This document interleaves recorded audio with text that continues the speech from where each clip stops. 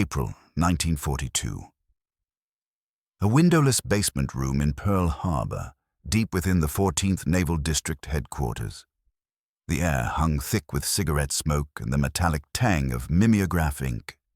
Fluorescent lights buzzed overhead, casting harsh shadows across tables piled high with intercepted radio messages. Thousands of them, each one a fragment of Japanese naval communications, each one encrypted in a code the Americans called JN-25. In the corner of that cramped, sweltering room sat a young man barely out of his teens, his sleeves rolled up, his eyes red from exhaustion, his hands stained with carbon paper. His name was not known to the admirals planning the defense of the Pacific.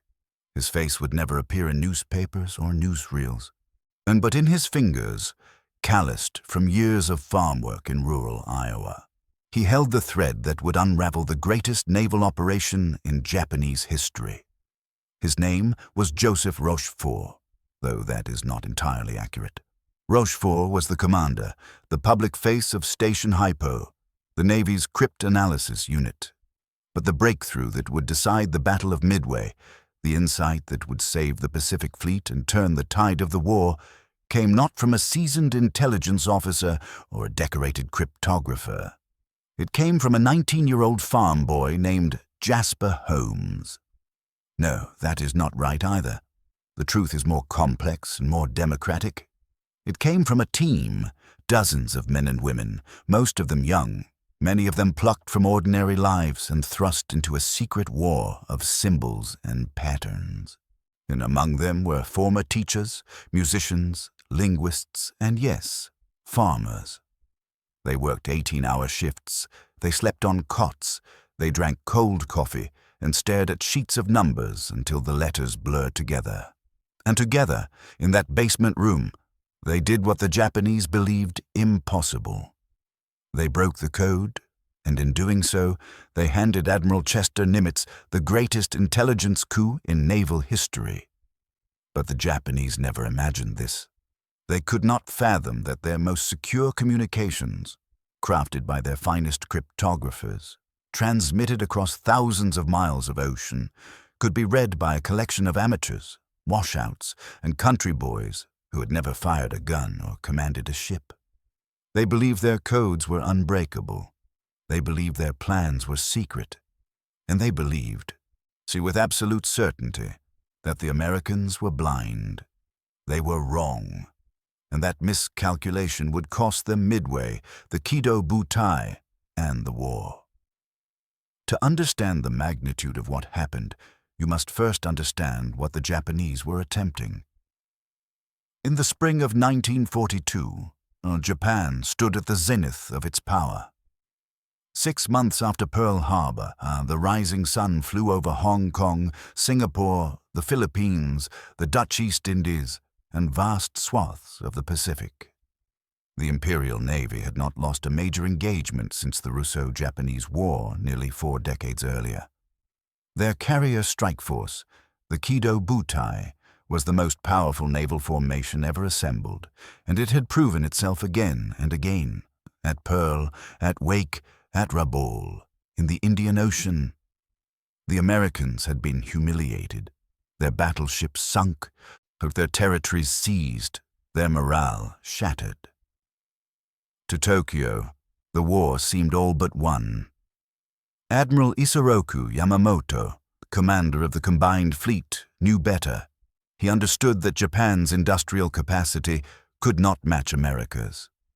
He understood that time was the enemy, and that every month the U.S. remained in the war, the balance of power would shift further against Japan. And so he devised Operation M.I., the invasion of Midway Atoll, a tiny speck of coral and sand 1,500 miles northwest of Hawaii. It was a gambit, a lure. Yamamoto believed that if he threatened Midway, the Americans would be forced to commit their remaining carriers to its defense, and when they did, the Kido Butai would annihilate them. One decisive battle, one crushing victory, and the Americans, broken and demoralized, would sue for peace. And it was a sound plan, a bold plan, and it was entirely predictable, because the Americans were reading Japan's mail. The breakthrough had begun months earlier, long before Midway was even a target. Station Hypo, commanded by Commander Joseph Rochefort, had been working on JN-25, the Japanese Navy's primary operational code, since before the war began. It was a formidable cipher, a 5-digit code in which each group of numbers represented a word or phrase, further obscured by an additive system that changed daily. To break it required not just mathematical skill, but linguistic intuition, pattern recognition, and thousands upon thousands of hours of tedious, mind-numbing labor. The work was unglamorous, soul-crushing. You stared at columns of numbers until your vision swam. You tested hypotheses that led nowhere. You built vocabularies, one painstaking word at a time, cross-referencing fragments of intercepted messages, looking for repetitions, for clues, for the single thread that would unravel the entire tapestry. And the men and women who did this work were not the elite warriors Japan imagined. They were not battle-hardened officers or Ivy League intellectuals. Many were reservists, hastily trained and thrown into the war effort. Some had been ham radio operators. Some had been language students. Some had worked on farms or in factories before the war. They were ordinary, unexceptional, the kind of people the Japanese High Command would never have trusted with strategic intelligence. And that, paradoxically, was their strength, because they had no doctrine to constrain them, no traditions to uphold. They were improvisers, problem solvers, and people who had spent their lives figuring out how to make things work with whatever was at hand. And in that basement room in Pearl Harbor, surrounded by intercepts and coffee cups and exhaustion, they did exactly that. By late May 1942, Station Hypo had cracked enough of JN-25 to understand the broad strokes of Operation MI. They knew the Japanese were planning a major offensive. They knew it involved multiple carrier divisions, battleships, invasion forces. But they did not know where. The intercepts referred to the target only as AF. Was it the Aleutians? Was it Hawaii itself? Was it some feint designed to draw the Americans into a trap elsewhere? Nimitz needed certainty, and Rochefort needed proof. The solution came not from a supercomputer or a spy network, but from a ruse so simple it bordered on audacity.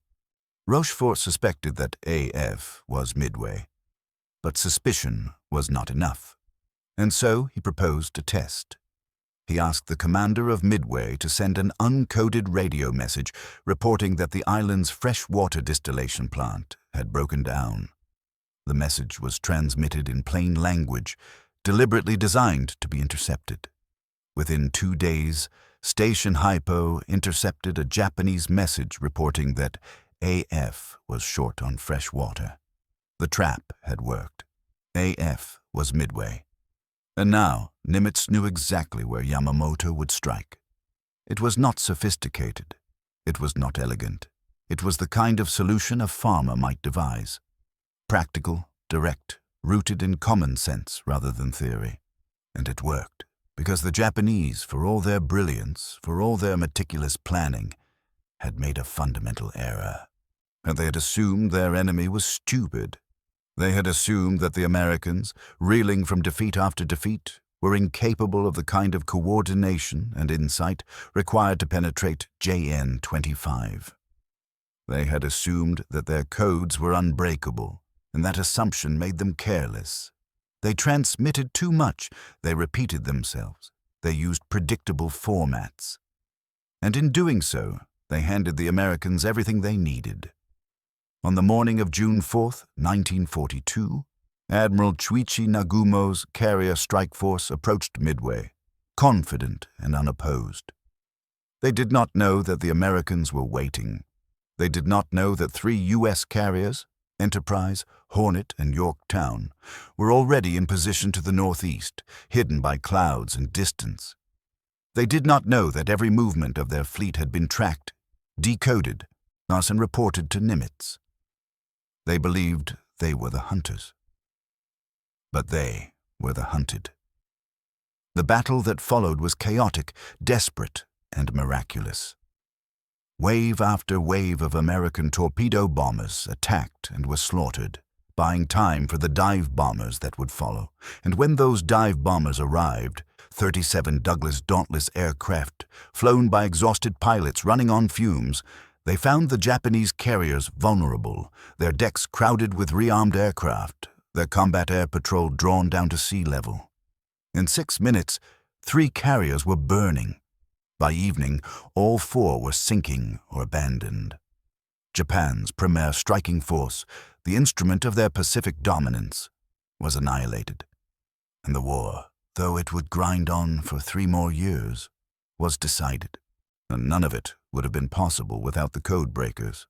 Without the 19-year-old farm boys and the former school teachers and the ham radio enthusiasts who had spent months staring at columns of numbers in a sweltering basement. Without the insight that AF was Midway. Without the intelligence that told Nimitz when and where to position his carriers. Without the thousands of hours of unglamorous, invisible labor that gave the Americans the one advantage they desperately needed: foreknowledge. The Japanese never learned. Even after Midway, even as their communications continued to be intercepted and decoded, they refused to believe that JN-25 had been compromised. They assumed the Americans had captured code books. They assumed spies had leaked information, and they assumed anything except the truth, that a ragtag collection of reservists and amateurs had systematically dismantled their most secure cipher. To admit otherwise would have been to admit that their assumptions about American incompetence were wrong. And so they kept using JN-25, with minor modifications, for the rest of the war. And the Americans kept reading it. This is the central irony of the Pacific War. The Japanese built their strategy on the belief that spirit and discipline could overcome material disadvantage. They believed that their warriors, forged in the crucible of Bushido, trained to perfection, willing to die for the emperor, were superior to the soft, individualistic Americans. And yet, again and again, they were undone not by American warriors, but by American clerks, by radio men and cryptanalysts and linguists, and by people who would never set foot on a battlefield, but who won the war just as surely as any soldier or sailor. There is a symbolic weight to the image of the Codebreakers' pencil. It is not a weapon in the traditional sense. It does not fire bullets or launch torpedoes. It does not inspire fear or awe. But in the hands of a determined young man, a farm boy from Iowa, or a school teacher from Ohio, it became the instrument that toppled empires. The pencil represented something the Japanese could not understand: the democratic notion that intelligence is not the exclusive domain of elites, that insight can come from anywhere, that the son of a farmer, given the tools and the opportunity, can outthink the finest minds of an imperial general staff.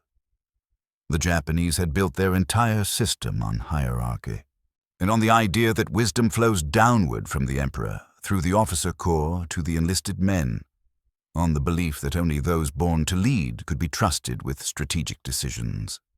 And so, when they intercepted American radio traffic, they assumed it was being decoded, if at all, by a cadre of experts, highly trained specialists with years of experience. They never imagined that the breakthroughs were coming from teenagers, from reservists, from people who, in Japan's rigid social structure, would never have been given such responsibility. But America was different. America had always been different. It was a nation built by farmers and mechanics and immigrants, people who had learned to improvise, to adapt, to solve problems with whatever was at hand. And when war came, that ethos did not disappear. It was mobilized, and it was weaponized, and it was unleashed on an enemy that had no defense against it. After the war, the story of Station Hypo remained classified for decades. Joseph Rochefort, who had led the effort, was quietly sidelined by rivals in Washington who resented his success. He was never promoted to admiral. He received no public recognition until long after his death. The young men and women who had worked alongside him returned to their ordinary lives, farms, classrooms, small towns, and kept their secrets. Many went to their graves without ever telling their families what they had done. Because the work was classified, because they had been ordered to forget, and because, in the end, they were not heroes in the traditional sense. They were workers, laborers in a secret war, people who had done their duty and expected no reward, but their legacy endures. Every major American naval victory in the Pacific, Midway, the Philippine Sea, Leyte Gulf, was shaped in part by the intelligence they provided. Every Japanese convoy sunk by American submarines, every ambush sprung on unsuspecting enemy forces, every strategic decision made by Nimitz, Halsey, and Spruance. All of it flowed from that windowless basement room where young men and women bent over tables, covered in numbers, and saw patterns where others saw only chaos. Today, the island of Midway is a wildlife refuge. The runways are cracked and overgrown. The bunkers are empty. The sea is calm. But beneath those waters, 3 miles down, lie the wrecks of 4 Japanese carriers, Akagi, Kaga, Soryu, Hiryu, monuments to the hubris of an empire that believed it could not be outthought. And in archives and libraries across America, there are boxes of yellowed papers, intercepts, decrypts, worksheets, filled with the scribbled notes of codebreakers whose names we will never know. Farmers and teachers and radio men who changed the course of history with nothing but a pencil and a refusal to quit. The Japanese command didn't know the codebreaker was a 19-year-old farmer. They didn't know because they never thought to ask. They assumed their enemies were like them, bound by hierarchy, constrained by tradition, incapable of trusting strategic intelligence to anyone outside the elite. And in that assumption, they lost the war. Because the truth, the uncomfortable, democratic truth, is that wars are not won by the strongest or the most disciplined. They are won by the side that best harnesses the talents of all its people. Not just the admirals and the generals, but the clerks and the code breakers. Not just the warriors, but the farmers. Not just those born to lead, but those willing to work. At Midway, Japan lost 4 carriers. But what they truly lost was the illusion that their system, rigid, hierarchical, built on the sanctity of rank and tradition, was superior to the chaotic, improvisational democracy they faced. What they lost was the future. And what the Americans proved in that sweltering basement room and in the skies above Midway was that freedom is not just an ideal, it is a weapon. And in the hands of ordinary people given the chance to do extraordinary things, it is unstoppable.